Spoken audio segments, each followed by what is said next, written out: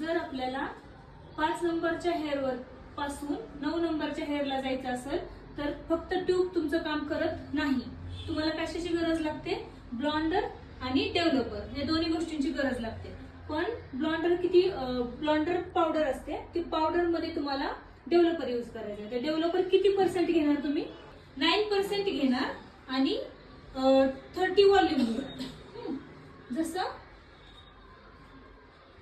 हे दोन जर घेतले 30%, 9%, 30 व्हॉल्यूम आणि ब्लॉन्डर, तरच तुमचा इथून तुम्ही इथे जाऊ शकता. जर तुम्ही फक्त डेव्हलपर किंवा 6% बरोबर गेला तर तुम्ही वर नाही जाऊ शकत, कारण तो फक्त 1 ते 2 ते पण युरोपियन हेअर मध्ये जाणार. आपल्या इथं तर फक्त एकच लेवल किंवा लेवल ऑन लेवल एकसारखंच काम करत.